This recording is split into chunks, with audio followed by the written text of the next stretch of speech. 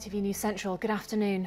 Our main story this lunchtime. A man has been arrested after 3 people were killed in Nottingham city centre and 3 others injured in what police have described as a horrific and tragic incident. Police were called to multiple areas of the city in the early hours of this morning. And we can cross live to our reporter Mark Lesh-Levine, who's in the city for us now. Mark, what more can you tell us? Time now for ITV News Central for the East Midlands with Steve Clamp and Charlotte Cross on the day the Infected Blood Inquiry published its final report. Described as the worst treatment disaster in the history of the NHS, the infected blood scandal has broken families and friendships apart, betrayed trust and destroyed lives. Today, after decades of campaigning by victims, an inquiry released its final report, laying bare the scale of the harm caused. We'll be looking at what it's uncovered and speaking to those in the East Midlands left suffering the consequences. Time now for ITV News Central for the East Midlands, as Steve Clamp and Charlotte Cross reflect on the sentencing of the man who killed 3 people in the Nottingham attacks. Anger outside court from the families of those killed in June last year, as the man who carried out the attacks is sentenced. Valdo Kalakane avoided prison. Instead, he was told he should expect to spend the rest of his life in a secure hospital. The families of his victims say justice has not been served. Good evening. It has been 6 months since an independent review into maternity care in Shropshire found hundreds of cases of poor care, including babies and mothers who died or were left seriously injured. And tonight, ITV News Central can reveal more cases are still coming forward. Well, Charlotte has been reporting on this story for several years now. And Charlotte, what have you found out?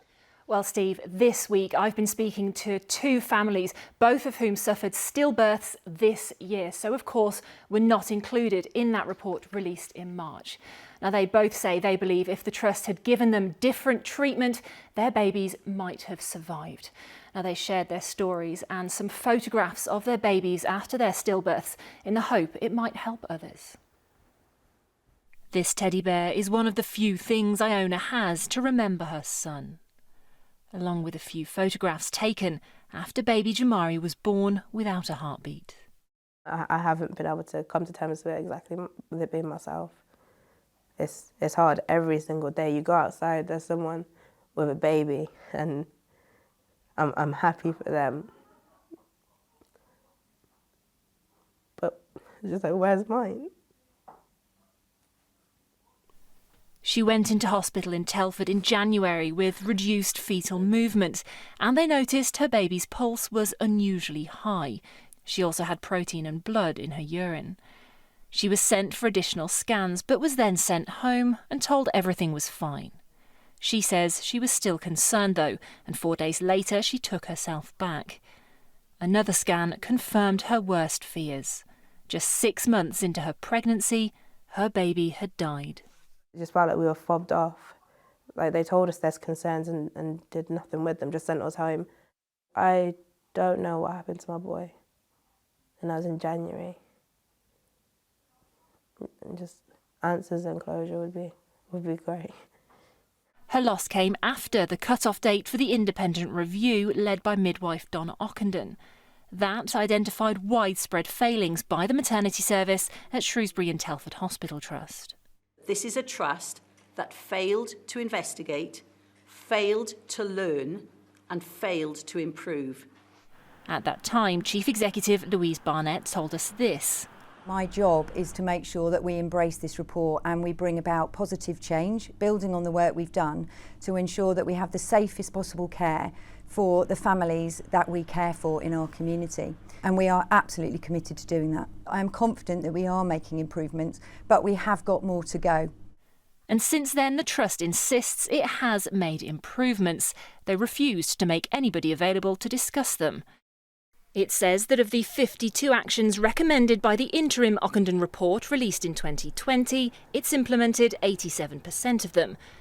And of the 158 actions set out in the final report in March, it says it's managed to implement 28%.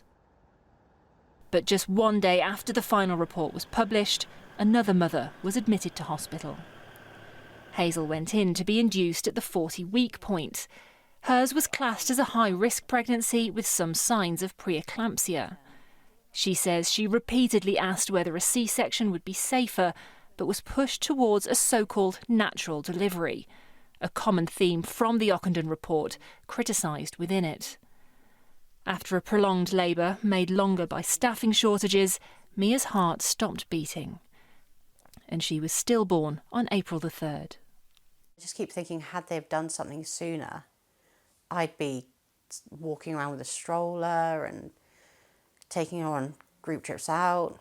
Like, we had so many plans of things that we were going to do, and now it's nothing. A report by the Healthcare Safety Investigation Branch released just this week has identified failings on one particular aspect of her care, which it says might have changed the outcome.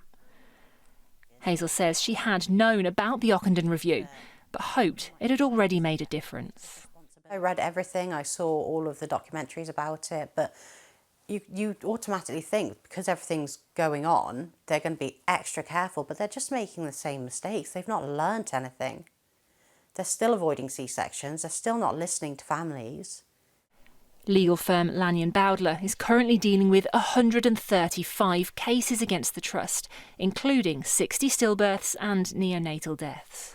We've got 8 cases on our books arising from 2020, and then we've got 2 further cases from 2021 and 2 stillbirth cases from 2022 as well.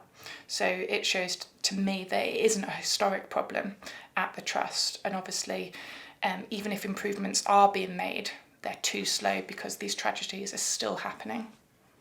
And for the families of babies like Jamari and Mia, the wait for answers goes on.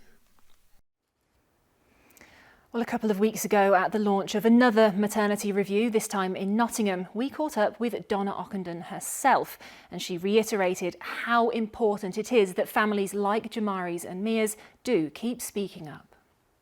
One of the big issues that we exposed, I suppose, within the Shrewsbury and Telford Trust was a long-term lack of listening, a long-term lack of learning, and therefore a long-term lack of improvement. And that simply cannot be the way that maternity care is delivered in Shropshire going forward. Well, we have asked for an interview from the Trust to discuss the improvements they say they're making on a number of occasions since July, but they have repeatedly declined. They have instead sent us a statement about the 2 stories we've heard today, and it's from the Director of Nursing. It says, on behalf of the Trust, I send my sincere condolences to Mrs Harwood and Miss Dakin and their families for their losses. On the sad occurrence of a stillbirth at our Trust, we follow a robust and thorough investigation process which makes us accountable to families as well as external bodies, and we act on all recommendations to improve the service and care we provide. And if you've been affected by baby loss, there are advice and support links on our website. That's itv.com/central. Charlotte, for now, thank you very much. I'm in Stratford-upon-Avon, or more accurately, Stratford-under-Avon, as our bad weather coverage continues. Water levels here have continued to rise throughout the day, posing challenges to homes and businesses. Let's cross to our environment correspondent, Charlotte Cross, who joins us live from Stratford-upon-Avon. And Charlotte, the Bard's birthplace looking very different tonight. That's right, Steve. If the question is to be or not to be, the answer, I'm afraid, is not to be, at least for the 2 shows which were scheduled to be held at the Royal Shakespeare Company in Stratford tonight. It's the 2nd night running that they've had to cancel shows because of the rising waters of the River Avon. And if we just come over here, earlier on, myself and my camera crew arrived in Stratford, and we were able to walk through this path and over that bridge that you can just see behind me there. That's the pedestrian bridge in Bancroft Gardens. Now, that pathway is completely submerged, and you can see there's a police cordon in place as well. That went up early afternoon because of the significant risk to life. You cannot see where the banks of the river are and the edge of the canal either, and the chances of someone falling in were growing stronger by the minute as those waters came up. And Charlotte, your investigation highlights a number of pollutants in the River Wye, but what's the Environment Agency saying about it? Well, we have asked them for an interview, but they declined to answer any questions. Instead, they gave us a statement insisting that they take their responsibility to protect the environment seriously. They did also say that they're taking a number of steps, including hiring 50 new farm inspectors, as well as cracking down on businesses found to be breaking the rules. And of course, they're working with this team of citizen scientists, such as Jenny, who we met a moment ago in my report, to try to understand more about how and where pollution is getting into the water. Now, the River Wye, as we say, actually runs exactly along the border between Wales and England, which can make pinpointing that kind of information a little bit more difficult. But the Environment Agency, as we've said, does already know that two of the main sources are agriculture and sewage. And so that's what we're focusing on this week. Charlotte, how is it going to actually impact people in the city? Well, Sam, I've been going through some of these savings proposals and there are a lot of them. And really, I think people are going to be feeling the pain here in two main ways. There's the reduction in services, some of which we've heard about in Lois's report there. We're likely to see the remaining 11 council-run community centres closed, and funding for certain cultural events is likely to be scrapped, including for the Birmingham International Dance Festival. We've heard that bin collections are likely to be reduced and social care arrangements are being reviewed. And then there's the direct hit to people's pockets. As a farmer in Herefordshire, Martin Williams says he's always taken care over his environmental impact. But since autumn last year, he's become more aware of how what he does on his land affects the River Wye next door. Morally, we have an obligation that we must be doing the right thing. Our customer is asking us to do the right thing, and our customers are changing, and the environment is very important. Not that agriculture has been bad over the past 40 years, it's just that now we're looking at a faster pace of change, perhaps. Environment Agency data reveals that 60% of river pollution comes from agriculture. But figures obtained by ITV News reveal that despite thousands of farms in the catchment areas of the rivers Wye and Lugg, last year only 101 inspections of high-risk areas were carried out, along with just 21 intensive farm inspections. There are thousands of farms, and obviously we can only do what we can with the resources we have. We need to focus on where we can have the most impact.